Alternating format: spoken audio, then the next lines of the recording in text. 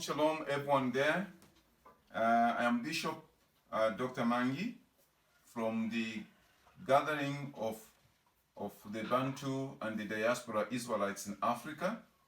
And I have come with a message that I've entitled Is the Diasporan, the Scattered Children of Yasharah, of Israel. Are they coming back? What are some of the difficulties that they are facing or they're supposed to face? So this is one thing I really want to speak to you within 20 minutes to 30 minutes. So be with me. I have had this call for a long time, and I have had the experience of getting a good number of the diasporans coming over into Africa. So that's why I feel like I'm competent enough to talk about this. To talk about some of the weaknesses that you find in the diasporans and some of the weaknesses that you find amongst the Bantu Israelites back at home. So when you check in the book of Shemot is the book of Exodus, chapter 9. In Hebrew, in Kaonde, my language, it is Shamotu, which is the same, which means leave the place. So, chapter 9, this one, I'm reading from the Besorah version. And Yahuwah said to Moses, go to Pharaoh and speak to him. Thus said Yahuwah Elohim of the Hebrews, let my people go, so that they serve me. For if you refuse to let them go and still hold them, see, the hand of Yahuwah is on your livestock in the field, on the horses, and on the donkeys, on the camels, on the cattle, and on the sheep, a very grievous pestilence. And Yahuwah shall separate between the livestock of the Yasharah, the Israelites, and the livestock of the Mizraim, which is the Egyptians. And let no matter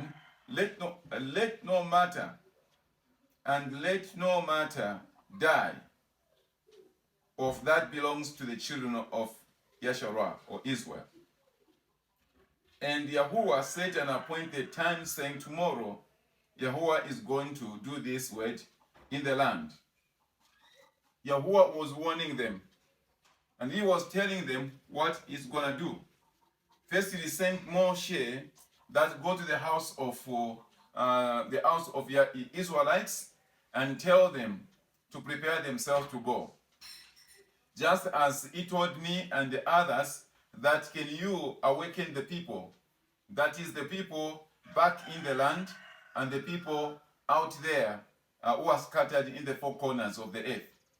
And one of the issues that you find for those who are scattered all over the earth is some pride, which I call pride, where they always say that we are the real Israelites, but then forgetting that they were taken from a certain people group. And then they call those where they were taken as Gentiles, which means themselves are rendered to be Gentiles as well. Because you cannot call your father a Gentile and you yourself, you are not a Gohim. You should be the Gohim for you to be born from a Gohim. That's how it is. So the issue is the Bantu people in Africa are really the true Israelites of the Bible.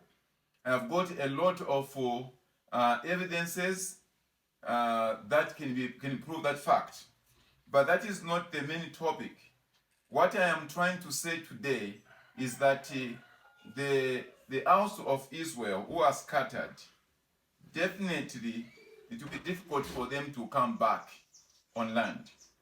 And I've got the reasons. They will pretend all the time saying that we are awakened. We are out there, we are awakened, we are getting back to our land, we have seen the land, and we are going to go to the land. You are cheating yourself. when you say all that, you are cheating yourself. Why do I say you are cheating yourself? Firstly, you are used to slavery. You were born in slavery, and you are used to that type of life. And secondly, you love the cucumbers which are found in Egypt, in America, in Europe, in all the other countries where you are scattered. You love that. You love the language. You love the way everything is done. But you want to pretend. And you want to pretend that, no, we are going back, we're going to do this. Why am I talking about this today? The reason why I'm talking about this, imagine if Moshe came over to the people and told them that you are going, prepare yourself, let us go. Do you think they would have started off to follow Moses? They wouldn't have done that. They would have disputed, they would have refused. They wouldn't accept to go and see Moshe or go with Moshe to the promised land. They will talk about it, yes, he has come, but going will be a problem. That's why the only way they could go was when God brought in punishment. He brought in punishment first. He goes to Pharaoh and he tells Pharaoh, through Moshe, tells Pharaoh that, please, can you release my people? If you do not release my people, then I'm going to trouble all your livestock. I'm troubling everything. And I'm not going to trouble the Israelites once, but I'm going to trouble you. So these are some of their 10 plagues which were brought up. These are the plagues which made the people of Israel to go. It is not that they willingly wanted to go out of Egypt. It was because of the plagues when they saw the animals dying of their enemies, or of their captors, their masters. Their enemies' animals are dying. What is theirs is when they saw the rains, they saw the blood, they saw this, they saw all the things that they saw. When they saw all the plagues happening, that's when they made a decision that we should leave. It was not, if these things were not there, they would have not accepted to go because they loved Egypt no matter what. That's why when they had gone out of Egypt, you still see them remembering Egypt. You still see them trying to turn around and say, why don't we go back? Life wasn't like this in Egypt. This can be seen by a few diasporans of our brothers and sisters who have come over into Africa. Others in Zambia, others in Tanzania. A good number came, others in Ghana. They came in big numbers with great revelations. And in silence, they all went back. Why? There were a number of challenges that they faced. One of the challenges, when they were coming into Africa, they had a certain status. They were coming with the eyes of an American, with the eyes of a European, with the eyes of and the attitude of the West. That's how they were coming over. And when they were coming with their hands in their pockets, they were coming not as people who have been perplexed, not as people who have been shaken, not as people who have been who have survived and they really do not want ever to go back. No, they were coming as spectators.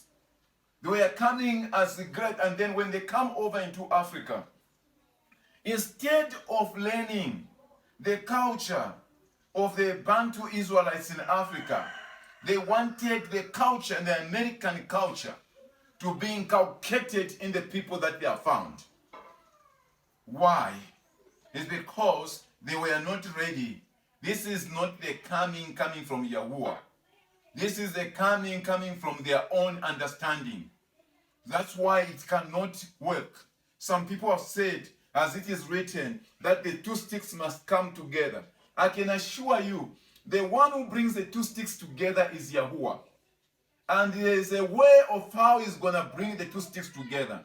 Not in the current form where we are today, where the people who are here in Africa, They are saying that we have got the rules and the laws which you should obey.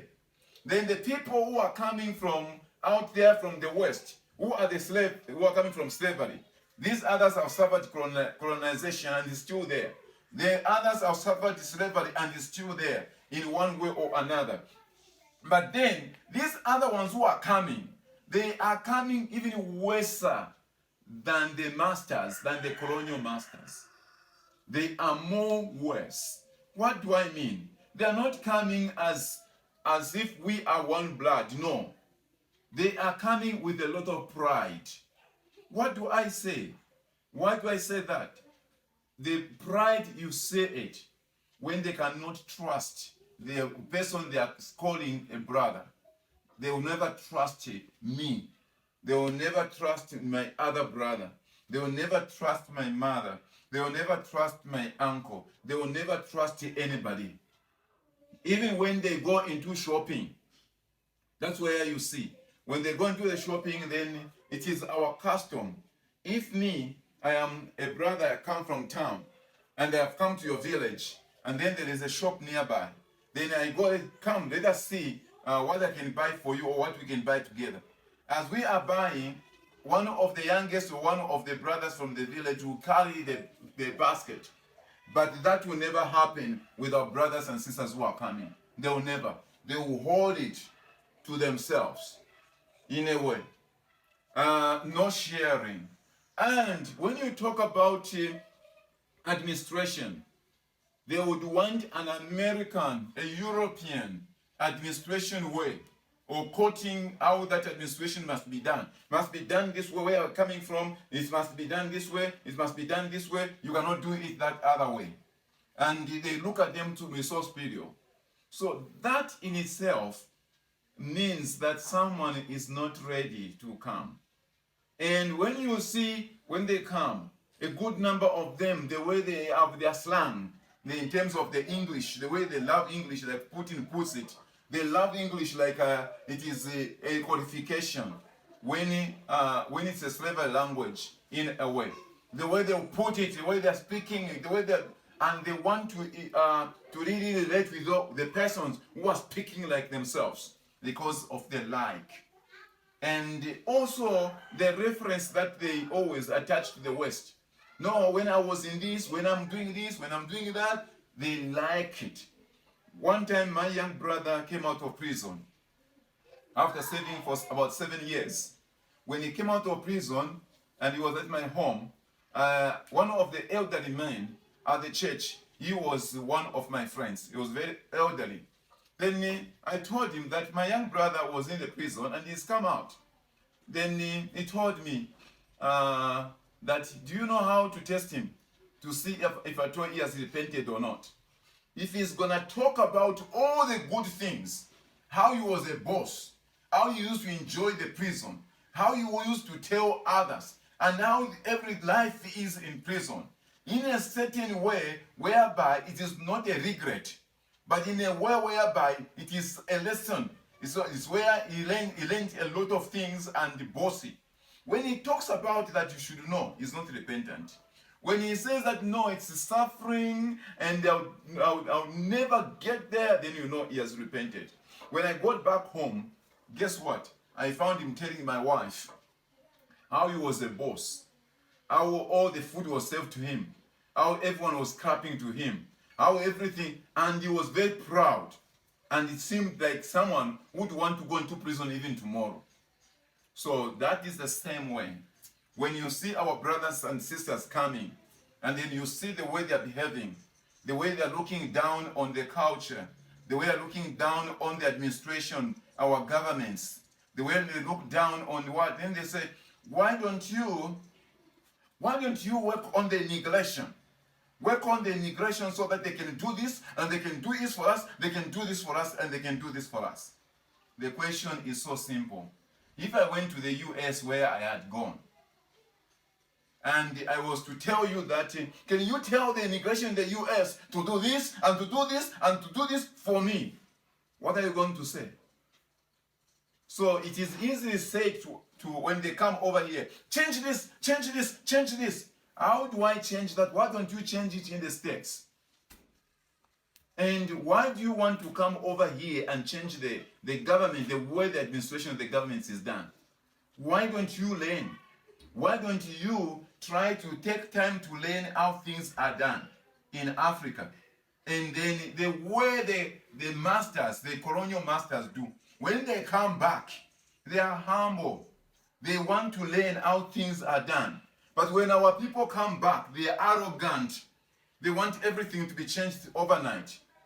Can I go to the States or UK or Australia? Can I go to all those countries and within 1 month or 2 months or 3 months or 4 months I become a citizen of Australia? I become a citizen of America?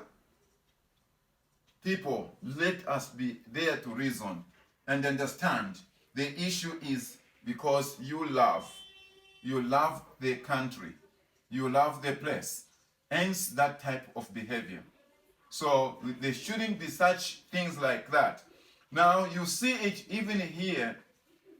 What made them to really change? Yahuwah had to bring the trouble, he had to trouble the place which they trusted a lot. When they troubled the place which they trusted a lot, then their confidence for them to stay in that troubled area was now eroded. That's when they said, yes, we can go with you, Moses. Their confidence for them, whatever they were thinking for them, that can be done, was now not there anymore. It wasn't going to happen. So because of that, that's why they said, oh, we can now go. So until the time comes when the West is shaken by wars, when the currency of the West is completely drops down completely, until the land and the food security is all destroyed, until all these things are shaken completely, that's the time you are supposed to be thinking of coming. For now, you are not ripe enough to come. You are just coming to bring problems, and you are going to attract a lot of other problems from us. What is the problem also from the other end? The other end, if you come at the wrong time,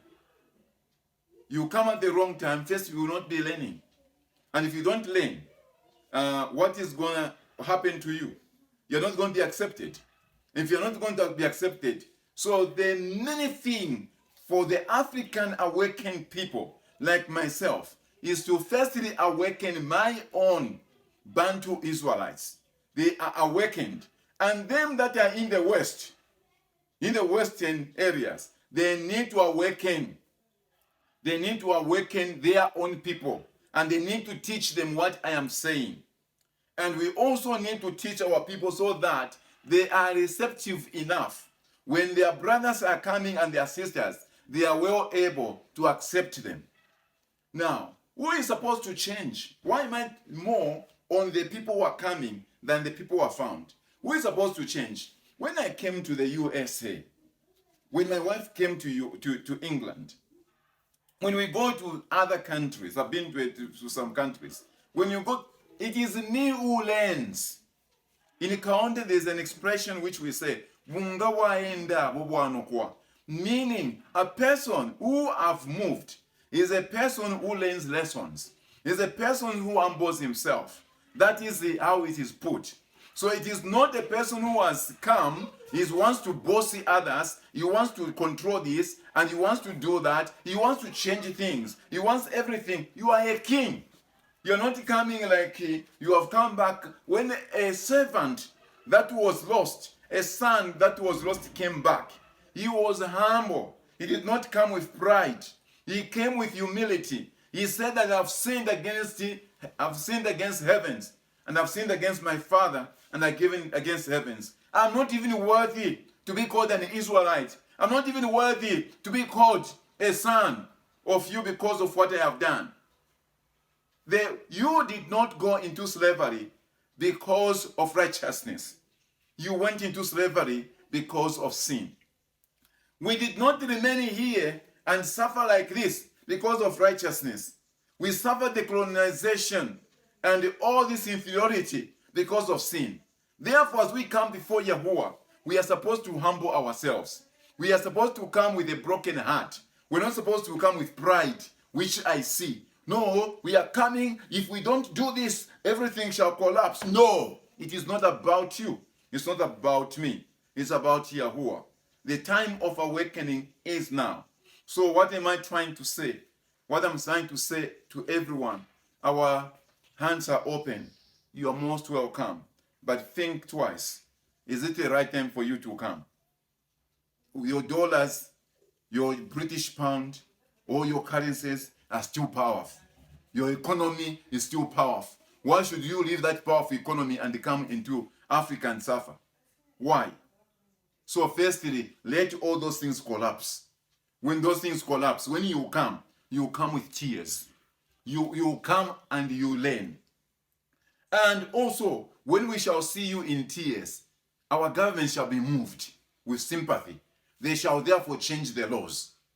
Every law will be changed that, let us accommodate them. The way the laws are being changed for you, those from Ukraine, because of their sufferings, even African countries are giving in. We can accept them. Let them come. Why? Because they have suffered. Imagine Ukraine did not go under, and then they were to come into Africa. And would we accept them like that? They will come as bosses. But now they are coming as below par, down there. That's why the governments in Africa are changing the laws, because they are seeing the need in which and the state in which they are. So you are coming from a state of a master, coming to someone who is law. And that is where the problem is. So that's why there is a problem. So what am I trying to say? Watch it. It's just in tomorrow. When I say tomorrow, I don't mean tomorrow like 24 hours. I mean tomorrow. Just tomorrow. Everything Yahuwah is troubling. All those things that we're leaning on. All the comfortable chairs that we are sitting on. All those gonna be troubled.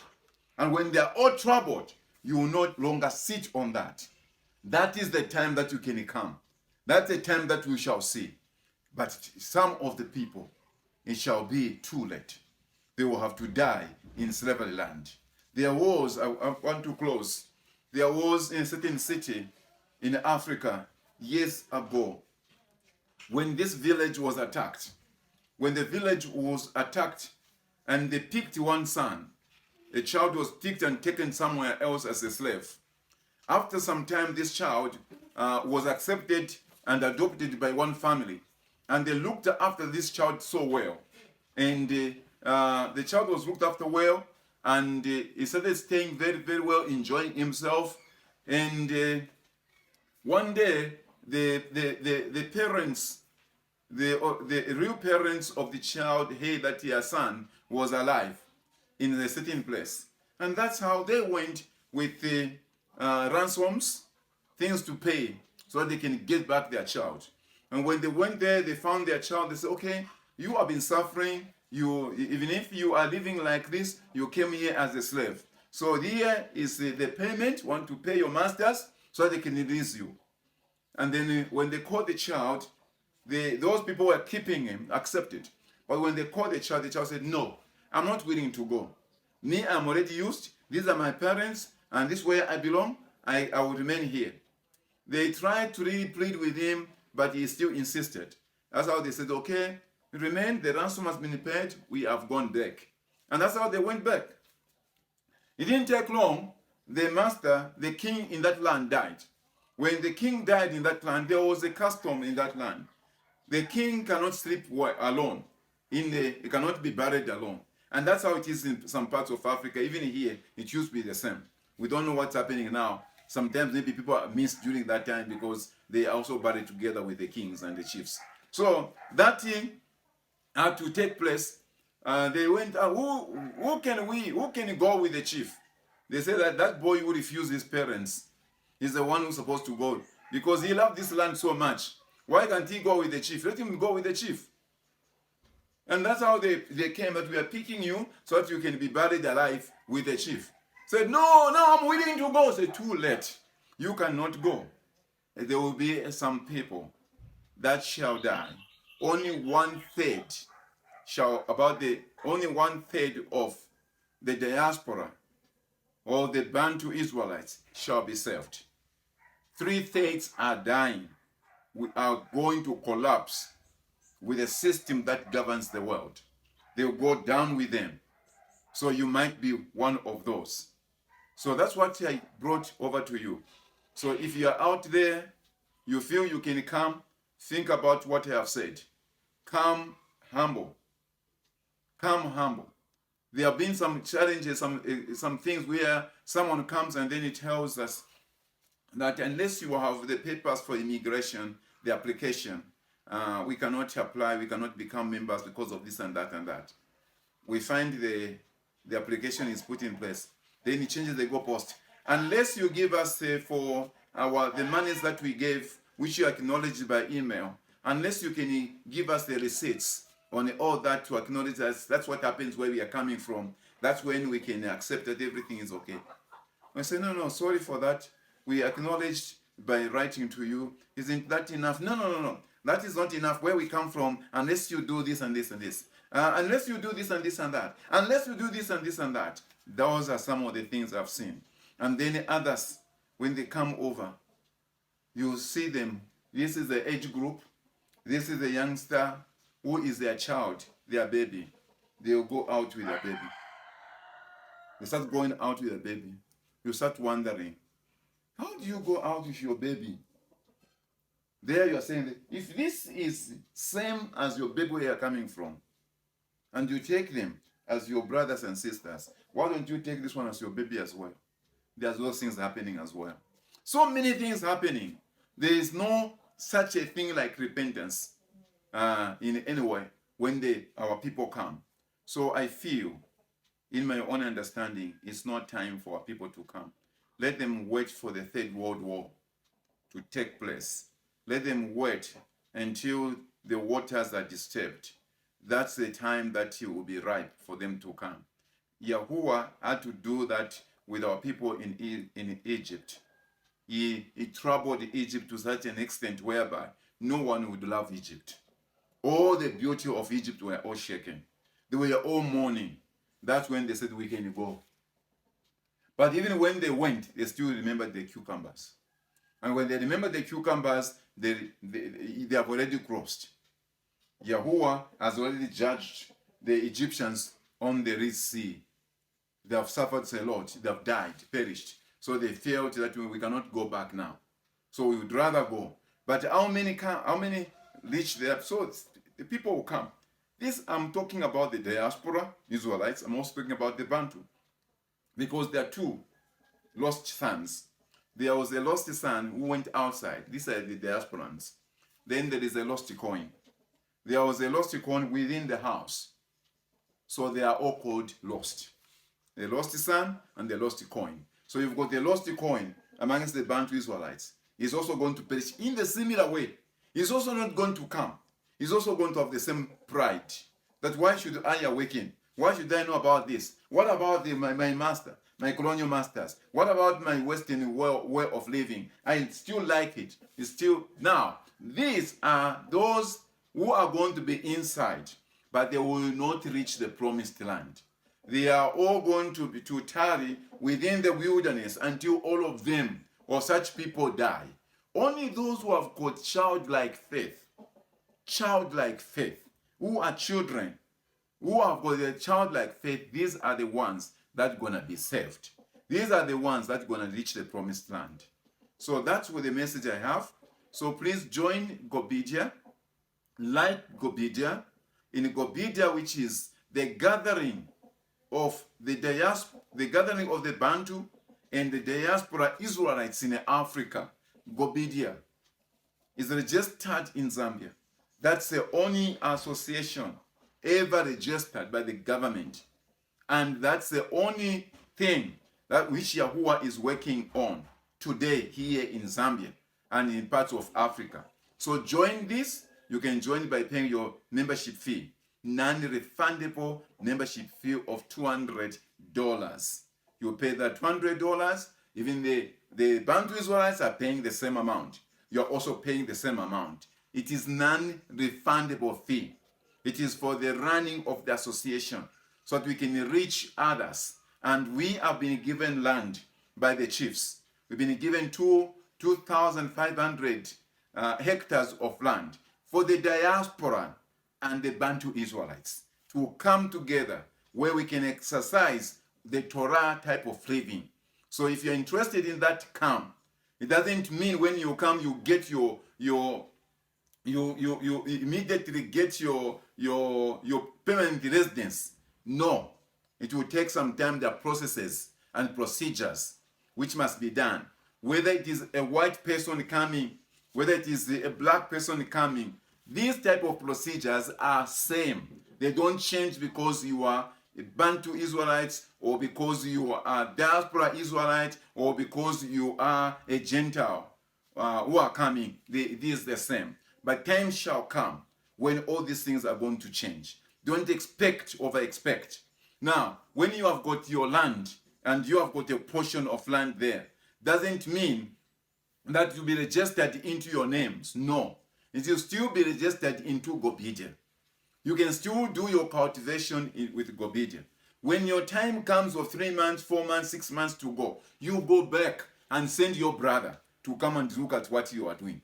When your turn comes, you can be exchanging like that, but you are doing your farming. You're looking after your chickens. You're looking after your animals. You are doing the building. So much when the world is troubled in a bigger way, then you can already. Even if you came on asylum into the Africa, you still know I was cultivating in Solwezi. I was cultivating in Zimbabwe. I was cultivating in Zambia. Then you can come over and you'll be accepted because you have already been doing it. That's what the white people do.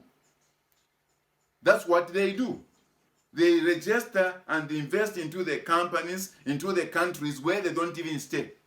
But let alone, because they've been visiting time and again, let alone when they bring up all their passports, this is how we have visited the country. They're given permanent residence. That's how they are.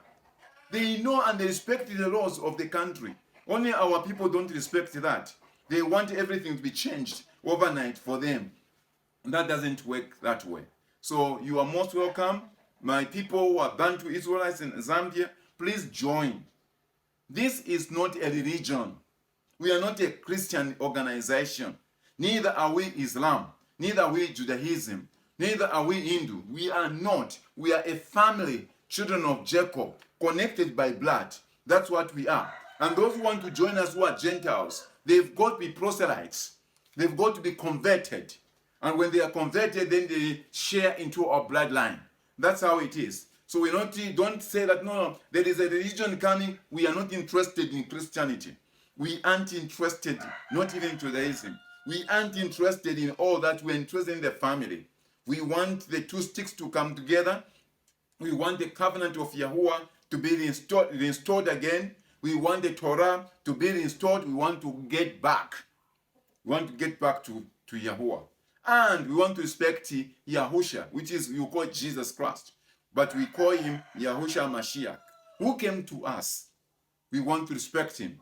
And we want to go through him as the door. That's what we want to do. So please do come. Join us. So if you're out there, you can still call me. My number is, the country code is plus 260. And my number is, you add this number, that is 967 21 38 34. I'll repeat. 260 plus 260, then 0967 21 38 34. And if you want to get me by email, it is gobidia@yahoo.com. And gobidia@yahoo.com, which is there, that is GOBID, that is ID, then IA, at Yahoo. If you did that, you reach me, and you can keep watching and become a member, subscribe to my channel, and please spread it all over. And those who want to come, please, you're most welcome. You are most welcome to Zambia. And those who are coming from Zambia to be part of the association, you are also most welcome. Shalom, shalom, Selah.